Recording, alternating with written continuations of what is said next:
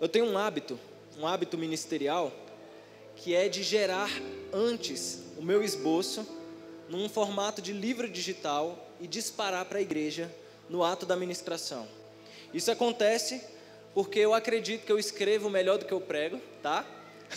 E se você tem dificuldade de pegar ali, talvez na hora da pregação, você pode levar esse material para casa, estudar, ver a fundamentação bíblica, tá? Eu mandei esse e-book para o pastor Paulo, ele vai colocar lá no grupo da igreja, beleza?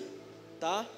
Quem não pertence ao grupo da igreja, chega do lado de alguém da igreja e fala: pelo amor de Deus, me mande esse e-book, eu quero assistir, eu quero ler esse conteúdo que vai ajudar bastante na compreensão da palavra, amém? Então, envia aí no grupo. Quem tiver acesso ao grupo da igreja pode abrir, não tem problema usar o celular durante a palavra, tá? Mas no Evangelho de Lucas, no capítulo 12, a partir do verso 54, a palavra diz assim: e dizia também a multidão: quando vedes a nuvem que vem do ocidente, logo dizeis: lá vem chuva, e assim sucede.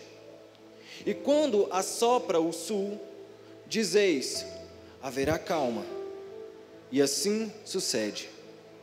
Hipócritas, sabeis discernir a face da terra e do céu, como não sabeis então discernir este tempo? Por que não julgais também por vós mesmos o que é justo? E só por aqui, amém? Esse texto eu amo ele, costuma falar muito comigo essa palavra, especialmente porque é uma das advertências que Jesus dá a toda uma multidão de pessoas que seguiam ele por conta dos seus milagres, que seguiam ele por conta dos seus sinais, por conta dos demônios que ele expulsava, mas não levava isso para uma dimensão futura. Eram pessoas que na verdade tinham identificação com a causa e com o legado de Jesus, com as palavras de Jesus, mas não conseguiam projetar isso para frente, porque só estavam acostumados a manter a sua espiritualidade naquele dia, naquele momento, sabe? E não conseguia, talvez, como muitos aqui, enxergar o seu desenvolvimento espiritual e pessoal para o dia de amanhã. Talvez sejam pessoas que não conseguem viver um domingo à frente do seu tempo. E esse é o comportamento de muitas igrejas. Tipo assim, sabe aquela igreja que ela só consegue planejar o seu próximo culto? Então, toda semana, segunda, terça, quarta, quinta, sexta, ela está ali trabalhando no espetáculo que vai acontecer no próximo culto. Então, quando acontece o louvor, acontece a oferta, acontece a palavra, e todos saem para suas casas, alívio. Agora vamos projetar o quê? O domingo que vem. E o domingo que vem. E o domingo que vem. E a gente não consegue, sabe, arrastar os propósitos, as palavras que Deus nos confia para algo muito além. A gente não consegue fazer um projeto para 1 ano, 2 anos, 3 anos, 5 anos, 10 anos. No ano de 2018, pelo Evangelismo Inteligente, que é um movimento missionário que eu lidero, Deus colocou no meu coração a proposta de fazer uma conferência diferente no início de 2019. Quando a igreja normalmente chega naquele dezembro, sabe, aquele final de ano, clima natalino, clima de ano novo, é muito comum que você veja algo assim, tipo, projetando 2019, projetando 2022, projetando, sabe, já viu? É legal, é bacana, não acho ruim, não acho pecado, tá? Acho uma bênção, inclusive. Contudo, sabe, às vezes já em fevereiro a gente esqueceu. Quem aqui já fez aquele projeto de ler a Bíblia toda em 1 ano e parou em Gênesis? Sabe, quem aqui já fez aquele projeto assim, nossa, eu não sei se você já viu no TikTok, né? Tem aquele negócio, não, esse ano eu vou ler a Bíblia toda, eu vou beber 7 litros de água, eu vou evangelizar o mundo, sabe? Eu vou fazer esse projeto, mas na verdade não sai do plano. E não sai do plano porque nós não somos treinados a perseverar. Vocês estão me entendendo? Nós não somos treinados a perseverar. Parece que perseverança não é um milagre espiritual, não tanto quanto um cego enxergar, quanto um coxo andar, e é. A palavra fala que aquele que perseverar até o fim será salvo. Nós não temos esse hábito. É por isso que às vezes a nossa espiritualidade está limitada a domingo a domingo, domingo a domingo, domingo a domingo. Você até o máximo que você faz é a Santa Ceia. Por quê? Porque na Santa Ceia você lava a sua alma dos seus pecados mensais. E acredita mesmo que um pouquinho de pão e um pouquinho de suco de uva é suficiente para te deixar tranquilo até o próximo mês. E não é, cara, não é. Tem todo um simbolismo disso, mas sabe, tem que haver progressão, tem que haver desenvolvimento. Vocês estão me entendendo? No e-book que eu mandei para vocês, eu separei um conteúdo especial que eu tinha tirado de uma aula que eu ministrei em outras igrejas. Até porque eu acredito muito nisso, naquilo que Deus está fazendo no teto de uma cidade. Amém? Tipo, nós não somos pastores aqui da Prisco unicamente. Nós somos pastores de uma cidade. A Ceilândia, na verdade, tem uma expectativa com a sua manifestação. O Distrito Federal tem expectativa com a sua manifestação, sabe? E eu lembro que eu estava falando daquele evento que eu fiz em 2018. O nome do evento se chamava Horizonte 2020. Quando estava todo mundo projetando 2019, nós fizemos um evento chamado Horizonte 2020. E todo mundo falou: olha, mas não faz muito sentido. Não, a gente vai listar uma série de metas, uma série de acontecimentos, de projetos que a gente quer fazer para o bem da nossa cidade. Nós vamos firmar uma aliança entre pastores, uma aliança entre igrejas. Nós vamos visitar todas as casas de recuperação, sabe? Nós vamos evangelizar em várias praças diferentes. Nós vamos preparar obreiros e lideranças locais para cuidar dessa demanda nas igrejas onde ministramos. E a gente traçou essas metas. E no começo fluiu bem, mas a coisa foi, sabe, degringolando, foi caindo. Teve um momento que eu me vi só na jornada, porque estranhamente, muitos pastores e igrejas, quando sentem que aquele projeto não vai repercutir em um benefício de imagem para ele abandona. Porque ele prefere investir talvez num projeto próprio, pessoal, desde que ele lidere, desde que ele esteja na ponta da lança, ele se compromete com o avivamento. Mas e quando o avivamento não começou em nós? E quando não é o nosso evento? Sabe, ontem eu tive aqui, e eu não preguei aqui. Ontem eu vim ouvir o pastor Alexandre. Ontem eu vim ouvir o pastor Paulo. Só porque eu amo essa atmosfera profética de adoração.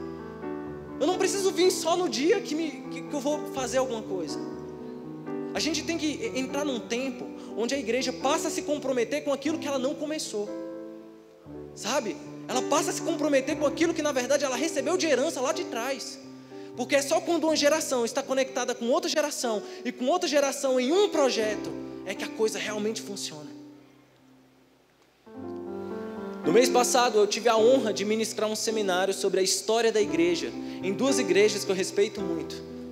Lá na CAP, na Casa de Adoração Profética em Samambaia, do pastor Ney, e na Igreja Batista em Glória, que fica lá no Gama, do pastor Clay. Eu ministrei o mesmo conteúdo para as duas, e a primeira aula desse seminário é a introdução ao mundo apostólico. E do que se trata a introdução do mundo apostólico na história da igreja? Fala sobre aquele tipo de acontecimento de proporção mundial que na verdade favoreceu o nascimento da igreja, favoreceu o início da pregação. E nós começamos lá em Daniel. Abre aí a sua Bíblia, em Daniel, no capítulo, aonde? Daniel no capítulo 2, do 27 em diante. Eu estou pedindo para você abrir, mas eu não vou ler não, tá? É só para você ficar marcado aí onde vai estar. Essa história, no livro de Daniel, é quando Nabucodonosor tem um sonho, e ele fica muito perturbado por conta desse sonho, e convoca os adivinhos e pessoas ali da corte babilônica a interpretar esse sonho. Só que ele não quis contar que sonho era. Porque se ele conta, fica fácil supor uma adivinhação qualquer. Então ele falou: se a pessoa para adivinhar tem que provar que sabe adivinhar, vai ter também que adivinhar o sonho que eu sonhei e ninguém sabe. E eles ficaram, sabe, tipo, preocupados. Ele falou: olha, rei, não existe isso. Nunca houve na história algum rei que pediu a um astrólogo, a um mago, alguma coisa parecida com essa. Se você disser o sonho, a gente interpreta. Ele falou: não, eu preciso de alguém que saiba interpretar o sonho, sem saber que sonho é esse. Então, quando ele ameaçou de morte todo mundo, clamaram por Daniel, e ele orou ao Deus do céu, que deu a ele a maior revelação da história. E nessa revelação, você que veio à escola bíblica bem sabe que Nabucodonosor teve um sonho com uma estátua bem grande. Essa estátua tinha a cabeça de ouro, tinha os braços e o peito de prata, tinha os lombos de cobre, as pernas de ferro e os pés de ferro misturado com barro, certo? E na interpretação desse sonho, a Bíblia nos diz que se tratam de 4 grandes reinos que iriam subjugar o mundo antes que viesse o reino inabalável do Senhor, que é o reino de Deus. E por mais brilhantes, resistentes, consistentes que fossem esses reinos, baseados nos materiais que os representam, nada se compararia ao reino eterno de Deus, que viria do céu sem auxílio de mão humana, daria no pé daquela estátua e a esmigalharia, a ponto de que não sobrasse mais nada. E esse é uma profecia do Antigo Testamento quanto à primeira vinda de Jesus. Vocês estão me acompanhando? Uma profecia no Antigo Testamento quanto à primeira vinda de Jesus. E o simbolismo histórico da interpretação desse sonho fala que o primeiro governo mundial queria, sabe, subjugar os povos e preparar o caminho desse reino era a Babilônia. E mesmo sendo esses reinos tão maus, tão ruins, tão cruéis, mesmo acidentalmente eles estavam ajudando a confecção desse reino de Deus, ao surgimento da igreja. Os babilônios na verdade fizeram muito mal ao povo, muito mal à história, mas graças ao cativeiro da Babilônia, o povo judeu, o povo de Israel nunca mais cedeu ao pecado da idolatria.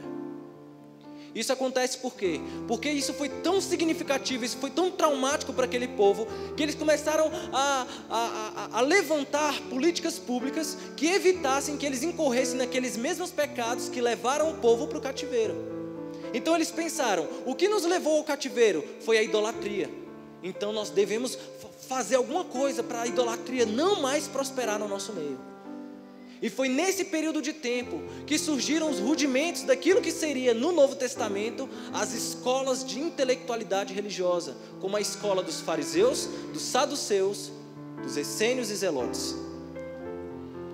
Que na verdade tem algumas dessas escolas que têm mais uma característica política e outras mais uma característica religiosa, mas foi por conta dessas reflexões, desses levantamentos, dessas políticas que foram adotadas, que se criou, por exemplo, as sinagogas que nós vemos no Novo Testamento.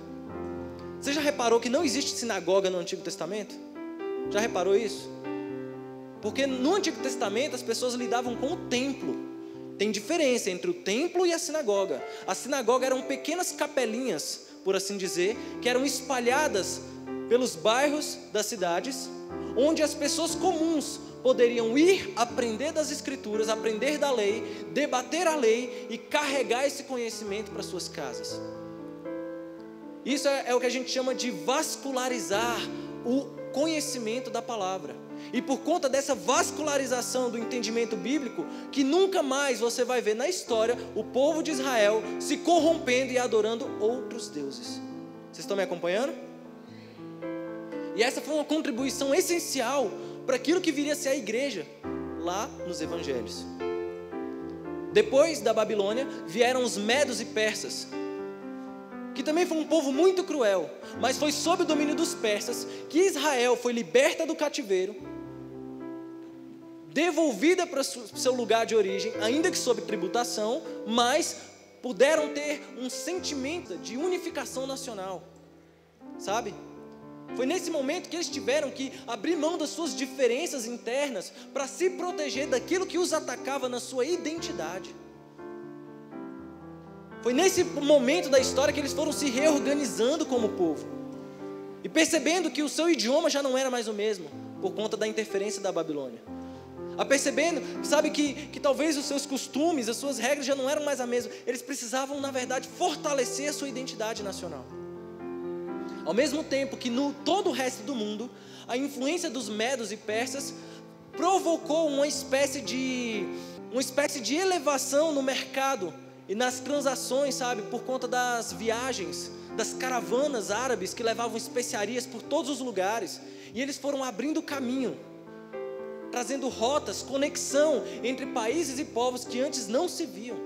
Foi nesse período que, na verdade, essa ideia de viajar, essa ideia de percorrer o mundo começou a surgir no coração das pessoas. O terceiro ponto desse sonho de Daniel fala sobre a ascensão dos gregos. E quem conhece aqui, por exemplo, a história de Alexandre o Grande? Ele foi um grande conquistador do mundo antigo, que, diferente dos outros povos, ele adotou um formato diferente de conquista. Era muito comum, por exemplo, que quando um povo vencia uma batalha sobre outro povo, que esse povo que ganhou exterminasse o povo inimigo. Era muito comum. Até na Bíblia a gente vê isso, quando Deus manda matar Amaleque, ele manda Saul matar todo mundo, os homens, as mulheres, as grávidas, os animais, sabe? Era muito comum isso. E Alexandre foi o primeiro que pensou assim: olha, não, eu vou angariar simpatia entre os conquistados, eu vou fazer um acordo com eles. E eles falaram assim: olha, nós não exterminaremos vocês, apesar de vocês terem perdido a batalha, caso vocês assimilem os nossos deuses, a nossa moeda, a nossa língua e a nossa cultura. E é claro que você vai preferir fazer isso do que morrer. Então o que acontece? Ele foi conquistando povo após povo e foi transformando o mundo em uma grande Grécia. Vocês estão me entendendo? Todos falavam o mesmo idioma, todos trocavam a mesma moeda, sabe? O império de Alexandre, o grande Alexandre da Macedônia, nossa, se estende lá da Grécia até o extremo oriente. Conquistou muitos povos. E sabe, essa capacidade de unificar as línguas, de globalizar o mundo antigo, fez com que a igreja pudesse se infiltrar nesse mundo de forma mais facilitada. Você já percebeu que o Novo Testamento é inteiro escrito em grego, praticamente? Já reparou nisso?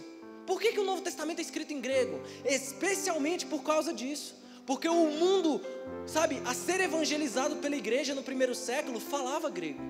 Era um mundo helenizado. Vocês estão me entendendo?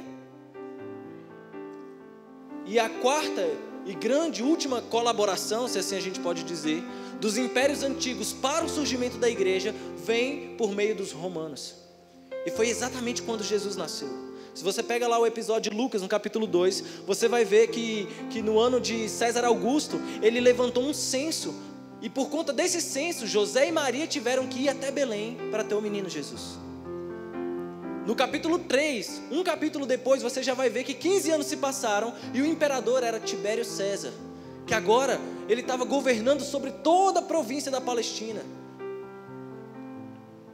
Sabe, os romanos contribuíram para a ascensão da igreja, uma vez que a legislação deles foi aquilo que protegeu a igreja. Paradoxalmente, sabe, curiosamente, os religiosos tentavam matar os cristãos, mas a legislação romana não deixava. Aqueles que no futuro iriam perseguir a igreja, no início, na verdade, estava ajudando ela. A legislação romana, sabe, protegeu o povo e também gerou para a igreja aquilo que a gente chama de infraestrutura. As estradas romanas, a segurança romana, a navegação romana permitiu que em 3 anos o apóstolo Paulo pregasse para 95% do mundo antigo. Vocês estão entendendo? O que eu estou querendo dizer com isso? Que sabe que Deus ele tem uma vontade muito grande, sabe, de preparar caminhos, sabe? É exatamente isso que um precursor faz. O precursor, ele caminha preparando caminhos. Vocês já ouviram isso ontem, eu acredito que por influência do pastor Paulo, vocês já ouviram isso há muito tempo. Que o preparar do caminho é um papel tão digno, tão nobre. Exige um zelo, exige uma energia, exige um esforço, exige uma perseverança muito fora do comum. sabe, se eu for desenhar do que se trata ser um precursor, na minha visão, funciona como um aeroporto, sabe? Um avião, ele é um meio de transporte que ele é capaz de levar várias pessoas para vários lugares do mundo ao mesmo tempo, né? Só que tipo assim, não adianta o avião ter o melhor motor, ter a melhor performance aerodinâmica, sabe? Ter o maior conforto do mundo, se lá embaixo não estiver esperando por ele um aeroporto. Vai dar ruim se não tiver, sabe? E a pessoa que foi para aquele aeroporto pela primeira vez não foi de avião. Já parou para pensar nisso? A pessoa que foi para aquele aeroporto não foi de avião, porque a empreiteira, na hora de fazer o projeto, ele tem que lidar com um terreno virgem, sabe? Tem que lidar com o terreno, sabe? Tem que tirar os obstáculos do caminho, tem que terraplanar o lugar, tem que prever a natureza dos ventos, sabe? Tem toda uma série de condicionantes que faz aquele aeroporto ser perfeito, para dar o maior nível de garantia possível de que haverá um pouso suave, sabe? Para aquele avião. E é disso que se trata ser um precursor, sabe? É você ir lá abrindo os caminhos, limpando as correntes, sabe? Tirando os espinhos, erga sua mão, sabe? É disso que se trata ser um precursor. Você vai limpando, preparando o caminho. E a igreja, por influência do próprio Deus, teve um pouso suave. O Evangelho teve um pouso suave nos nossos corações, porque ele encontrou uma humanidade carente, triste, sabe, sozinha, abandonada, largada, usada por reis, por líderes, por religiosos. Eles estavam em desespero e tudo que aquele povo mais precisava era de Jesus. É por isso que, sabe, Jesus em uma certa ocasião, ele olha para a multidão e fala assim: eu olho para vocês e vejo vocês como ovelhas que não têm pastor. Vinde a mim, vinde a mim, todos vós que estáis cansados e sobrecarregados, eu vos aliviarei. Aprenda de mim que sou manso, meu fardo é leve. Sabe, o tipo de proposta de Jesus para aquele povo era tão atraente. Quem não quer ter um Deus como Jesus? Quem não quer? Um Deus que te ama, um Deus que se preocupa com você, que se preocupa com os detalhes da sua vida. Sabe, um Deus que é pessoal, um Deus que quer ser seu melhor amigo. Cara, quem não quer? Sabe, eu vejo realmente uma necessidade de nós, assim como Jesus, fazer uma leitura do tipo de mundo que estamos lidando. Fazer uma leitura real mesmo, de que tipo de problema tem assolado as pessoas que estão lá fora. Nós precisamos fazer essa leitura, sabe? Ter esse sentimento que a Bíblia descreve como íntima compaixão. Jesus, ele olhava as pessoas e era movido por uma íntima compaixão. Sabe, eu sinto mesmo que nós precisamos ter uma nova abordagem para com o mundo.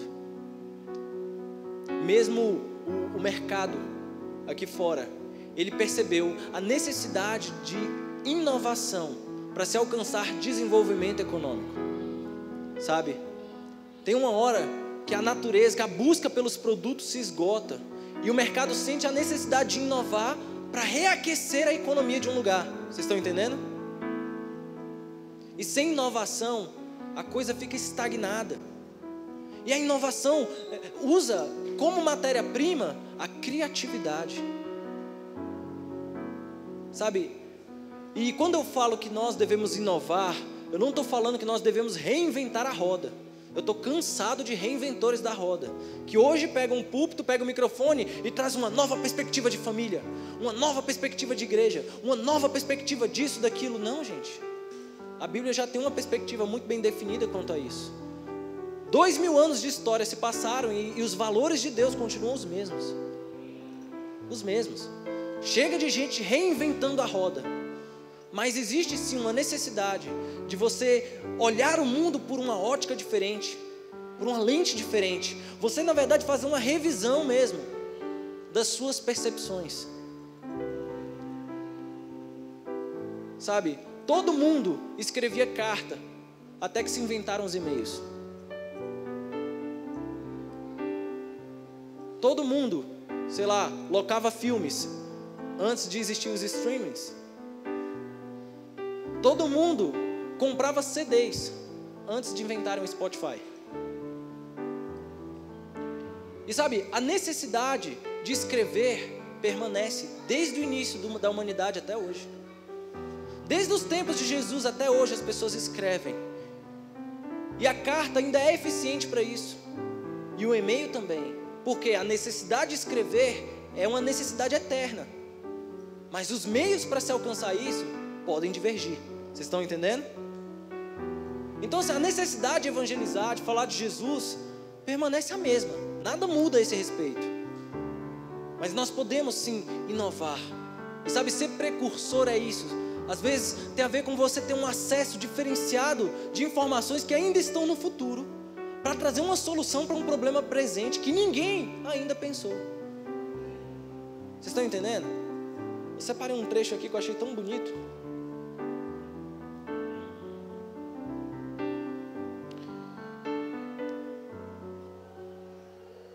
O precursor é o que acorda mais cedo que os demais.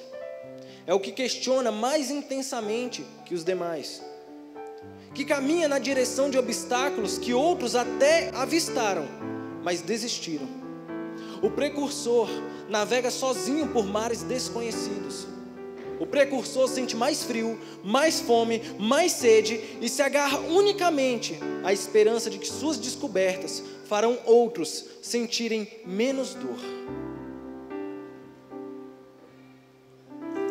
Sabe, o precursor, ele olha para aquele obstáculo que está todo mundo vendo. E quando a pessoa vê o obstáculo, ela normalmente contorna. Ele fala, não, eu vou em direção a ele. E eu vou fazer um novo caminho, a partir de lugares que nem eram caminho. Eu vou fazer isso. Jesus, em algum momento, as pessoas estavam pressionando Jesus para que ele fizesse mais milagres e tudo, e ele sobe para o monte para orar. Anoitece, a multidão vai embora, e até os discípulos pegam um barco e vão para o meio do mar. Jesus desce desse lugar de oração e fala, não, eu vou procurar os discípulos. E eles não estavam lá. Aí eles, espera aí, e vai andando em cima da água, até encontrar os seus discípulos. As pessoas olhando ele, falam, ai meu Deus, é um fantasma. Eu falo, não sou fantasma não, sou Jesus. É que eu estou fazendo caminho em um lugar que não era caminho. É isso que eu estou fazendo. É por isso que, na verdade, quando Jesus estava pregando lá na casa de Pedro, e tinha um paralítico que precisava chegar lá e não conseguia chegar, as pessoas olharam para aquilo e falaram, não, vou fazer um caminho em um lugar que não é caminho. Então pega aquele paralítico e desce pelo teto. Ninguém transita pelo teto. Ninguém transita pelo teto. Mas naquele momento era necessário. Porque o propósito de salvar, de curar era o mesmo. Mas a forma mudou. O propósito era o mesmo, mas assim, não, peraí, eu preciso, se eu não consigo por aqui, eu vou conseguir por aqui. O precursor, ele inaugura essas coisas, sabe? Eu amo perceber como o Evangelho cobra de nós uma capacidade espiritual de reinterpretar os tempos. É por isso que ele falou lá no texto que lemos no início. Vocês olham para o vento sul e sabem que vai vir a calma. Vocês olham para o vento norte e sabem que dele vai vir a tempestade. Como vocês não conseguem discernir o tempo em que estão inseridos? Como você consegue viver sua espiritualidade de uma forma cega, como se fosse indiferente aos problemas do mundo? Como você não consegue ser engajado realmente em preocupações que tiram o sono da maioria das pessoas da nação? Como você não consegue se preocupar com crises inflacionárias? Como você não consegue se preocupar com o desemprego? Como você não consegue se preocupar com tantas coisas que você fala, não, mas isso é da política. Não, cara, se o meu povo que se chama pelo meu nome se humilhar e orar e se converter dos seus maus caminhos, eu ouvirei do céu, perdoarei os seus pecados, sararei a sua terra. Sabe, John Wesley, um avivalista muito conhecido por nós, na verdade pregou muito pouco dentro de uma igreja. Ele fazia da rua a sua paróquia. E ele pregava, não necessariamente textos bíblicos, mas ele pregava, por exemplo, contra a escravidão. Ele pregava contra preços injustos, contra juros abusivos. Isso faz parte, mas a gente é igreja, faz parte da sua preocupação. Em algum lugar do universo, o mundo perdeu a igreja como referência de solução. Hoje as pessoas que caem endemoniadas em casa não são levadas mais para dentro de igrejas, são levadas para outros locais, porque nós deixamos de ser uma alternativa eficaz. Nós deixamos de ser uma alternativa eficaz. A Bíblia diz assim em Mateus capítulo 5, verso 6: bem-aventurados que têm fome e sede de justiça, pois eles serão fartos. Quem tem fome não desiste porque não conseguiu acessar o alimento, porque a fome dentro dele é um eterno lembrete de que ele precisa comer. Quem tem fome busca o alimento e não consegue, não desiste. Você, não consegui não, vou ficar sem comer. Você pode fazer isso por alguns dias, mas nunca para sempre. Quem tem fome busca, clama. Quem tem fome, sabe, busca. Quem tem fome e sede de justiça, corre atrás disso. Se você desiste de buscar essa justiça celestial, você não está com fome disso. Não é o seu desejo para esse mundo. Talvez você está preocupado com você só, não com o céu, não com as preocupações do céu.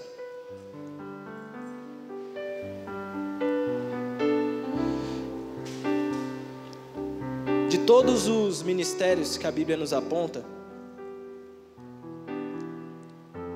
talvez o que carregue mais essa característica de precursor, né, tem a ver com o ministério profético. Porque o ministério profético, ele funciona assim: é você trazer uma revelação de algo que ainda não aconteceu e fazer disso uma evidência das suas exortações, das suas denúncias, e ter que lidar com o escárnio das pessoas, ter que lidar muitas vezes com a desonra. Eu coloquei um negócio aqui que eu achei muito legal, que é assim, ó. Cadê, meu Deus? Jesus do céu. Espera aí. Isso. O precursor é formado na escola da desonra, preparado na universidade do escárnio e graduado no mestrado da solidão. Eu vou repetir, ficou muito legal, peraí. O precursor é formado na escola da desonra, preparado na universidade do escárnio e graduado no mestrado da solidão. É por isso que nem todo mundo consegue levar esse encargo nas costas, porque ser profeta é uma coisa muito difícil. Eu lembro de quando eu ouvi uma pregação muito forte do Gregory McNutt, que nos deixou há um tempo atrás. Ele fala que os profetas, eles nunca vivem em lugares baixos. Os profetas vivem em lugares altos. Os profetas, eles não são benquistos pelas pessoas. Eles são ridicularizados. As pessoas zombam do profeta. E ele está lá no alto da montanha, em contato direto com Deus, e sendo escarnecido pelos povos aí embaixo. E ainda assim, quando ele desce, ele vem com a sua voz como um trovão, dizendo: assim diz o Senhor. Essa pregação é tão boa dele. Assim diz o Senhor. Porque o profeta, ele não é compreendido pelos seus pares. Muitas vezes você vai ver profetas na Bíblia que falam coisas tão óbvias, coisas tão claras, e ainda assim as pessoas não se convertem. Mas ele é uma evidência do favor de Deus, porque é para aqueles que são capazes de escutar a voz profética e corrigir os seus caminhos antes do tempo, consegue misericórdia, consegue redenção. João Batista era um profeta que ele não era compreendido pelos seus pares. E tem diferença, não sei se você sabe, sabia que tem diferença entre profeta e sacerdote? O sacerdote é aquele que é responsável por levar informações da terra para o céu, mas o profeta é o responsável por trazer informações do céu para a terra. É esse o ofício. E ele tem que lidar com essa virgindade dos terrenos, sabe? Ele tem que lidar com esses obstáculos que ninguém está valorizando. Ele tem que lidar com esse escárnio, com essa indiferença. As pessoas zombam do profeta, como aqueles que zombam dos que dançam, porque são incapazes de ouvir a música. As pessoas ridicularizam o profeta porque não estão vendo a mesma coisa que ele. Estava lá o profeta e o seu discípulo, cercado por um exército inimigo, e ele falou: meu Deus, vamos morrer. E o profeta: oh meu Deus, esqueci de abrir seus olhos. Abra os seus olhos espirituais. E quando abriu os olhos espirituais, ele viu um outro exército muito maior do que aquele que estava prestes a matá-los. Quem caminha por uma visão profética, ele pensa dessa forma. Ele traz entendimento, ele abre os olhos de uma geração que está cega. Uma das evidências da igreja dos últimos dias é uma igreja que tem uma percepção equivocada ao seu próprio respeito. Quando a Bíblia fala bem assim: olha, você pensa que é rica, pensa que tem muita coisa, mas não sabe que és uma miserável, pobre, desgraçada, cega e nua. Você não sabe, mas se converta. Eu recomendo que você, que você compre de mim ouro fino e purifique os seus olhos com um colírio, para que você possa ver. Precisamos estar cada vez mais atentos a uma visão profética daquilo que Deus está fazendo, ainda que todas as circunstâncias digam o contrário.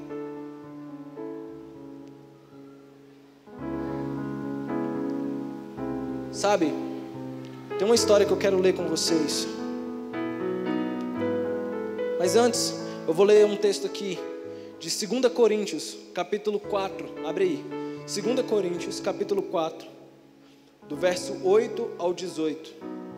Texto muito conhecido, que é a mensagem de Deus para uma igreja que está iniciando os seus trabalhos. Em tudo somos atribulados, porém não angustiados, perplexos, porém não desanimados, perseguidos, porém não desamparados, abatidos, porém não destruídos, levando sempre no corpo o morrer de Jesus, para que também a sua vida se manifeste em nosso corpo. Porque nós, que vivemos, somos sempre entregues à morte, por causa de Jesus, para que também a vida de Jesus se manifeste em nossa carne mortal. De modo que, em nós, opera a morte, mas em vós a vida.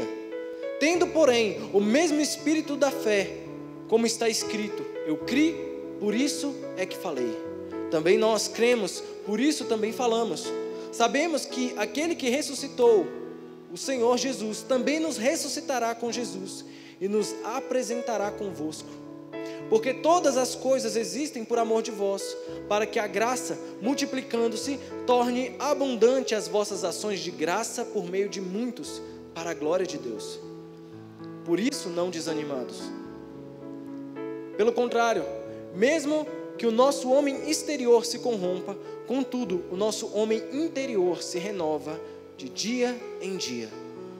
Porque a nossa leve e momentânea tribulação produz para nós um eterno peso de glória, acima de toda comparação, não atentando nós nas coisas que se veem, mas nas que não se veem.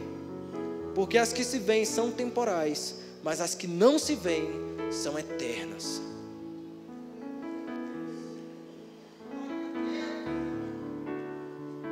Ah, Jesus, tu és lindo.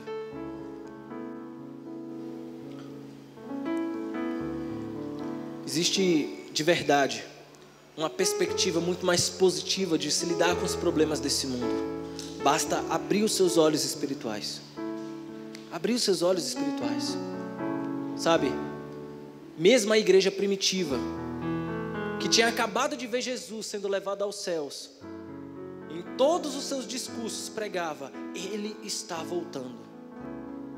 Mesmo a igreja lá do começo já estava pregando que Ele viria uma segunda vez. E quem sabe, eles poderiam estar mais folgados a esse respeito, do tipo, não, isso é uma previsão para o futuro.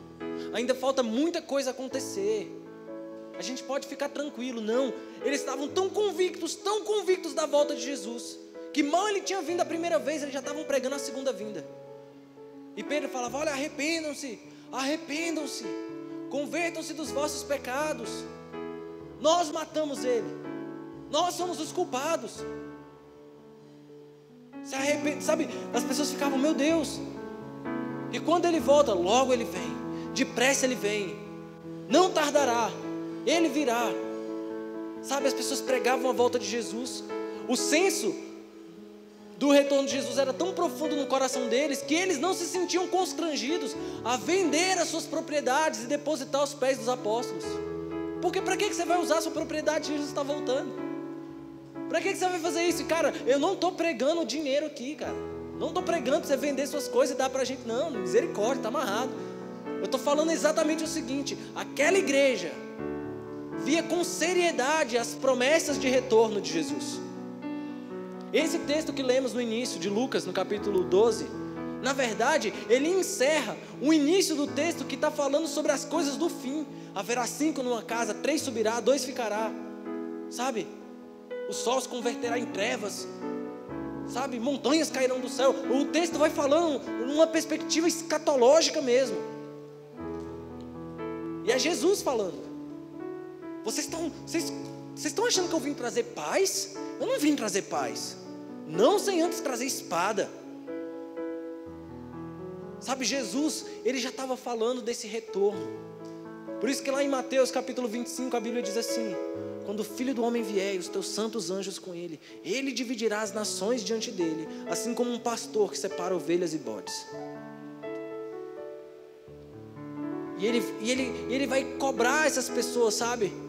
Fala assim: olha, vinde benditos de meu Pai, possuo o reino preparado para vós desde o início do mundo.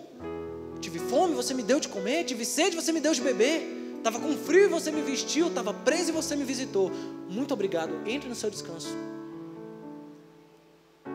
E as ovelhas falaram assim: olha, eu não lembro de ter feito isso. Eu não fiz não. Assim, sei lá, a gente fez isso para tanta gente. Eu não lembro não. Ele falou: não, vocês fizeram sim. Fizeram porque tudo aquilo que vocês fizeram ao menor dos meus pequeninos, vocês fizeram para mim. Pode entrar no seu descanso. Então ele se virará para os bodes e dirá: aparte-se de mim, malditos, para o fogo eterno, preparado para o diabo e os seus anjos desde a fundação do mundo. Porque tive fome e não me deu de comer. Tive sede e não me deu de beber. Tive frio e não me vestiu. Estive preso e não me visitou. E eles responderam: não, com certeza está havendo algum engano, porque eu lembro. Eu fiz isso, é claro que eu fiz. Eu estava lá, eu fui na conferência, precursores do rei. Eu até ofertei naquele dia. Foi muito legal, eu comprei uma camiseta. Eu tenho uma prova, eu comprei uma camiseta. Não, tudo aquilo que vocês não fizeram para o menor dos meus pequeninos, vocês não fizeram para mim. Aparte-se de mim. Ou seja, eram pessoas que acreditavam estar fazendo algo para Deus e não sabiam que não estavam. Não sabiam. Acreditava mesmo, estava convicto da sua própria salvação. Estava inclusive orgulhoso por isso. Nossa, que sorte que Deus tem de me ter. Como Deus é sortudo. Não, cara, Deus não tem sorte não. Você não é o espelho que reflete a imagem do Senhor. E se o mundo não te notou, você tem que chorar sim, porque é para ele te notar. Sabe, você não é o centro do coração de Jesus. Não mesmo.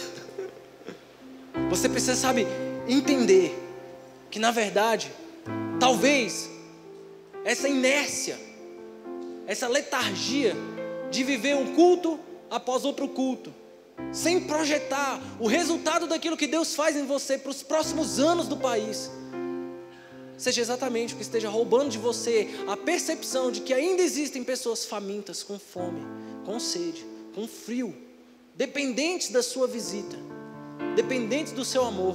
Especialmente agora que estamos, né, nessa fase pandêmica esquisita ainda, que muitas pessoas se afastaram do Senhor, muitos amigos se afastaram de Deus, muitas pessoas morreram e tiveram que na verdade administrar esse luto sozinhos, sem você, porque você estava escorado num álibi. de não poder visitar, de não poder ir, de não poder... Cara, mas... Não, cara, chega das desculpas. Eu não estou influenciando nenhuma aglomeração, misericórdia. Mas o seu chamado vai te submeter ao risco de ir e lidar com os obstáculos do mundo. E quem sabe de um jeito que o mundo ainda não viu como solução. Porque você precisa inovar. Quem tem cuidado, amor, íntima compaixão pelo outro, não desiste no obstáculo do vírus. Não desiste. E é por isso que um dos fenômenos mais engraçados que eu vi na pandemia foram pastores muito bons, pregadores muito bons, que desapareceram, porque não sabiam lidar com seu ministério numa nova perspectiva.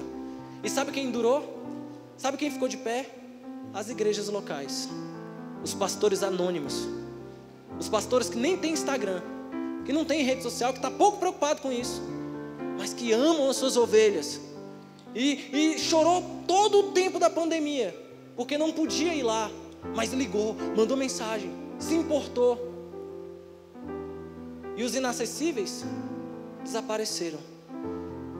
A igreja de Deus suportou a peste negra, suportou a gripe espanhola, suportou o coronavírus, e vai suportar tudo, porque esse reino, ele é inabalável.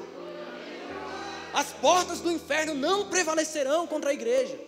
Não, mas contra a igreja. E não contra aquilo que parece. Porque cosplay tem um monte. Tem um monte de cosplay de igreja, cosplay de pastor, cosplay de pregador. Mas sabe, é exatamente quando nós somos testados na adversidade, quando nós somos espremidos, que sai o verdadeiro azeite. Vocês estão me entendendo? Vocês têm saco para ouvir mais um texto bíblico? Só mais um. Diga amém aí. Que bom. Igreja de crente é bom por isso, né? Eu já fui convidado a me retirar por excesso de tempo. Misericórdia. Abre a sua Bíblia em João, capítulo 4.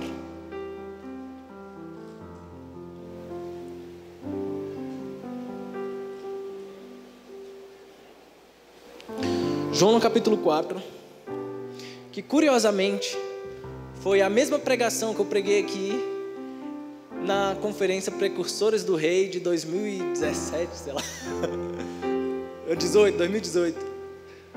Mas agora eu vou fazer a parte B, tá? Quem não ouviu a parte A, infelizmente eu não tenho gravado, mas eu mando para vocês o e-book está salvo. É por isso que eu faço os e-books. Abre em João 4, verso 27. Verso 27. Vamos lá, o contexto dessa passagem é quando Jesus ele vai ali para Sicar, que fica em Samaria, encontra uma mulher no poço e começa a confrontá-la com algumas verdades inconvenientes. E no confronto dessa verdade, ela tem uma revelação de que Jesus é um profeta. E percebendo que ele é um profeta, a conversa sai daquilo que girava em torno de um copo de água e migra para o lugar aonde se deve adorar. Situaram-se? Então, Jesus estava falando sobre um copo de água com a mulher, um copo de água, e de repente, ele traz uma verdade que confronta o coração dela, e ela fala assim: eu vejo que tu és um profeta, e agora, na condição de profeta, você vai me responder, aonde que eu devo adorar? Porque os nossos pais dizem que é ali, os judeus dizem que é aqui, e Jesus responde aquele texto clássico: chegará a hora, e a hora é esta, em que os verdadeiros adoradores adorarão ao Pai em espírito e em verdade. Então, quando ela sofre um choque dessa revelação e diz assim: olha, eu sei que quando o Messias vier, eu sei, ele vai nos anunciar todas essas coisas. E Jesus, de modo inédito, que ele só fez isso para 2 pessoas da Bíblia, ele virou diretamente para aquela mulher e falou assim: sou eu que falo contigo. E naquele clímax incrível da história, chega os discípulos com a mão cheia de marmita e acha estranho Jesus conversando com a mulher sozinho. A mulher olha para os discípulos, ignora eles e volta para a sua cidade e começa a pregar para os seus concidadãos, dizendo assim: olha, vem ver, tem um homem que tem revelado tudo aquilo que eu tenho feito. E que bom que aquela mulher era famosa na boca dos fofoqueiros daquele lugar. Que bom, que a notícia passou mais rápido. E vieram um monte de gente para conversar com Jesus. E os discípulos não queriam que eles se convertessem. Os discípulos começaram a se incomodar. Virou para Jesus e falou: Jesus, faz o seguinte, come aí. A gente trouxe uma comida para você. Ele falou: não, mas tem uma comida que vocês não entendem, que essa eu quero comer. E eles ficam assim pensando: será que alguém trouxe uma marmita para Jesus? Ele fala assim: não, a minha comida e a minha bebida é fazer a vontade do meu Pai, é cumprir o propósito do meu Pai. Então, os samaritanos constrangeram Jesus a ficar com ele mais 2 dias. E ele ficou pregando, pregando, pregando. E ouvindo Jesus, até o ponto que eles se viram para aquela mulher e falam assim: olha, agora já não se trata mais daquilo que você nos falou, porque nós mesmos temos provado e visto que Ele é o Filho de Deus. Mas, cara, olha o trabalho dessa mulher. Em 2 minutos ela virou de adúltera para missionária. E se tornou uma precursora na sua cidade de uma revelação celestial. Eu sei quem é o Messias. Eu sei quem é o Salvador desse mundo. Eu sei quem é o Salvador. E depois que o precursor prepara o caminho no coração dos homens, eles têm uma experiência pessoal com o Evangelho. E se lembra do precursor. E fala assim: ei, agora não é mais pelo que você está dizendo. Agora nós temos uma experiência com Ele. Nós temos vivido, temos provado de que tudo aquilo que você nos disse era verdade.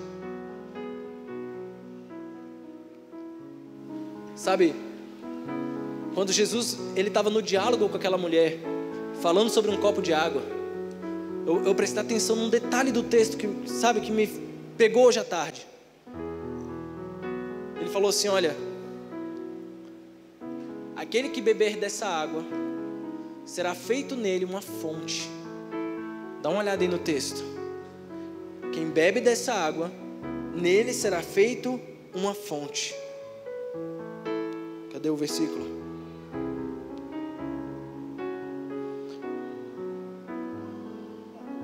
(14) Obrigado, pastor. Mas aquele que beber da água que eu lhe der, nunca terá sede, porque a água que eu lhe der se fará nele uma fonte de água que salte para a vida eterna. Ou seja, a coisa entra água e sai fonte. Entendeu a diferença? A coisa entra água e sai fonte. Não é que jorra água de você, você se torna uma fonte daquilo que Deus fez em você inicialmente. Sabe, é tão poderoso isso, que aquilo que você percebe é multiplicado dentro de você. Talvez você receba uma palavra aqui que você só pegou 5 minutos dela, mas esses 5 minutos pode virar uma fonte no seu coração.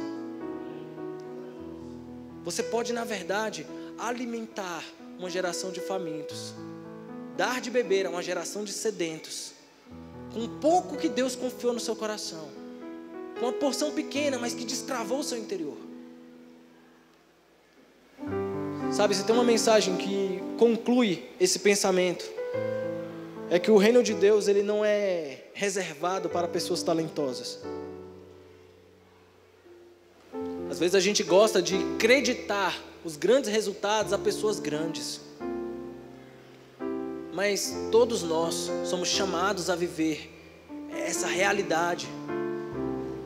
Sabe, o precursor, ele cria pré-caminhos. Ele vai trabalhando, sabe, no coração das pessoas aos poucos. E o Evangelho, por mais que tenha sido pregado pelo apóstolo Paulo para tanta gente, ele só se difundiu como difundiu por meio de cristãos simples, pessoas comuns, o artesão, o carpinteiro, a lavadeira, que falavam de Jesus. Paulo pregou, mas ele deixou sementes que foram germinando no coração das pessoas. E preparado por todo aquele caminho profético que a gente falou no início, a introdução ao mundo apostólico, essas pessoas sem talento, sem serem grandes artistas, sem serem grandes expositores, sem serem grandes pregadores, foram responsáveis pela redenção da humanidade. Não subestime o que nós podemos fazer como igreja. Não subestime. Eu tenho certeza que esse lugar é um lugar muito mais seguro, muito mais saudável, muito mais protegido, muito mais valorizado pela existência de vocês aqui. Eu tenho certeza que essas ruas são lugares menos perigosos, porque vocês estão aqui. Nós estamos fazendo resistência a forças espirituais que talvez nem compreendamos, mas que estão extremamente incomodadas com o nosso agir. E é para isso que fomos chamados. É por isso que lá no mundo antigo, quando os cristãos chegavam à cidade, as pessoas falavam: chegou, aqueles que têm atormentado o mundo inteiro, também chegou até nós. É esse tipo de impacto que nós devemos causar no mundo. Você pode ficar de pé, por favor? O pessoal do louvor já pode me ajudar aqui. Inclusive, muito obrigado, viu? Mano, muito obrigado. Deus abençoe vocês. Fique de pé. Feche os seus olhos. Eu quero fazer um ato profético essa noite. Amém? Vamos exercitar esse lado profético? Comece a clamar por um tempo onde o reino de Deus vai estender a jurisdição dos seus valores por todas as cidades do Brasil. Cada município, cada cidade, interiorana ou não, sabe, cada distrito, cada recanto desse país sendo alcançado por um evangelho eficaz, por um evangelho que planeja os próximos anos. Que nós tenhamos o entendimento que os nossos filhos, as nossas filhas e os nossos netos contemplarão um avivamento que vai começar no seu joelho e vai terminar na proclamação da salvação para o mundo. Comece a orar agora, vem Jesus e traz uma atmosfera de salvação, Deus, para o nosso país. Uma atmosfera de salvação, Deus, para a nossa casa, para os nossos familiares. Comece a orar, abra sua boca em voz alta e faça tremer as portas do inferno. Comece a reivindicar nas regiões celestiais a salvação de pessoas. Comece a reivindicar nas regiões celestiais as almas, as vidas. O Brasil será salvo. O Brasil será salvo. Nós seremos conhecidos no mundo inteiro como um povo que ferve a vontade de Deus. Brasas vivas que vão mudar e ressignificar a história por meio da ação de homens e mulheres simples. Homens e mulheres simples, mas que temem a Deus, que dobram seus joelhos, que leem a sua Bíblia, que jejuam, que intercedem, que clamam, que choram, que são perseguidos, que são atribulados, mas nunca desanimados. Oh Espírito Santo de Deus, abastece a sua igreja com glória, com presença, com poder de Deus. Os sinais nos seguirão. Os sinais nos seguirão. Milagres, curas, transformações. Demônios serão expulsos. Principados e potestades se dobrarão ao poder de uma igreja eficaz, de uma igreja que ora. Oh Jesus, oh Jesus.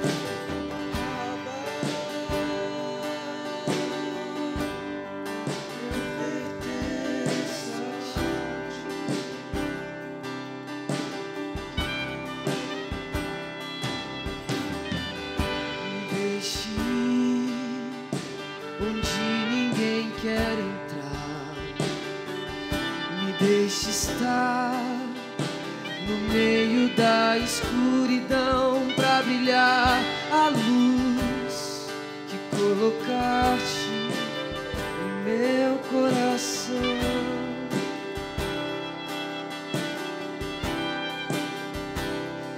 Deixa eu salgar aquilo que não possui sabor.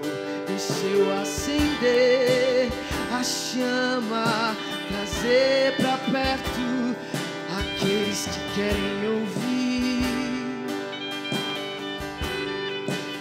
a sua voz, Senhor.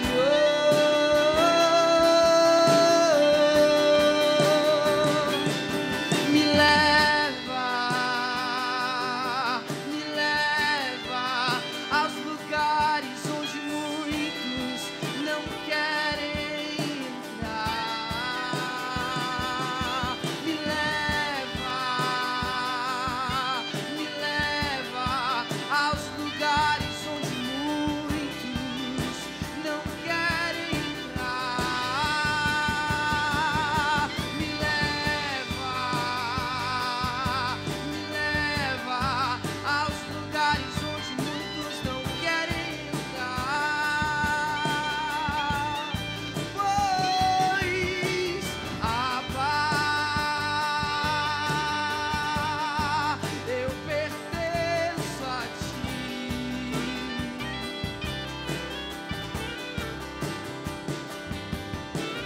Abba, eu pertenço a ti.